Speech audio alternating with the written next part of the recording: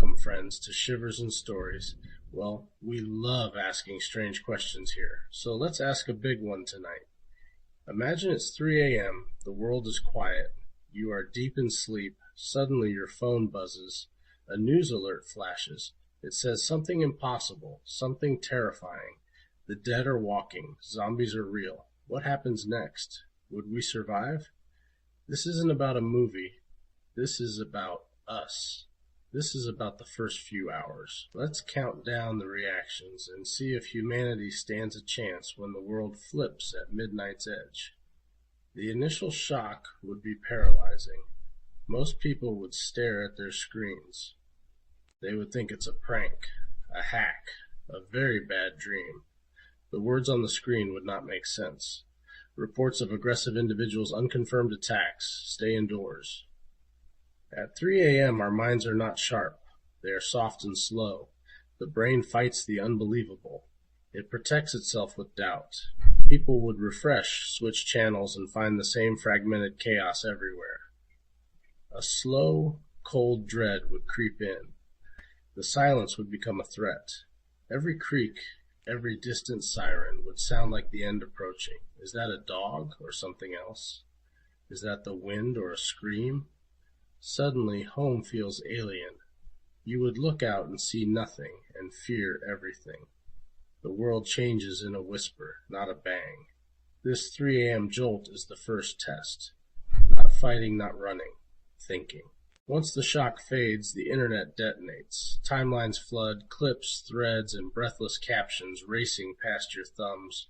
Some footage looks real, shaky street cams, distant screams, blinking emergency banners, that sick feeling. Then come the fakes, old disasters relabeled, prank makeup shots, deep fakes with perfect teeth. Bots swarm hashtags, a rumor trends before breakfast you haven't had yet. Scammers slide in, priority antidote, pay now, block, report, breathe. Sites wobble, streams crash, mirror links pop up like Hydra heads. Verification becomes a survival skill. Cross-check official channels, local radio, and community alerts. Then act, not doom scroll. Meanwhile, creators narrate the panic. Live chats fly. Mods pin resources like lifelines. Experts disagree on transmission. Confidence bars shrink as certainty thins. Memes arrive. Grim, clever, necessary. Humor buys oxygen for the brain. Second test of the night. Can you filter noise from signal? Which account would you trust first? Local radio, the hospital page, or a friend on scene? Because in this storm, one reliable post can save a life. What's your first verification step? As dawn breaks, denial fades, replaced by a primal urge to survive. The countdown turns physical. People run to the stores. Battleground aisles, water, cans, batteries, flashlights, gone in an hour. Neighbors become rivals. Shovels, axes, hammers, duct tape, plywood vanish.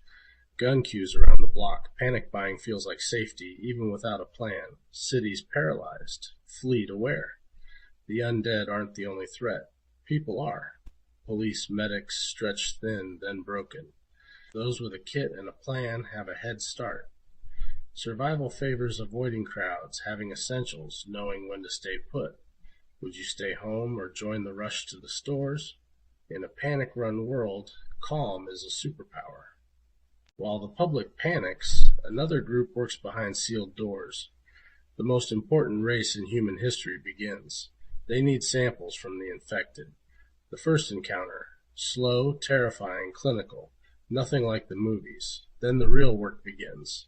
Virus, fungus, parasite? How does it spread? Bite, air, water?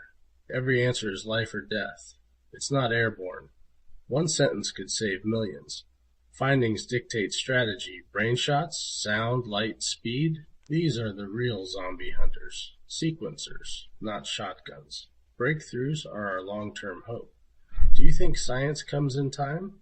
Governments must project control. Curfews, martial law, borders closed, flights grounded.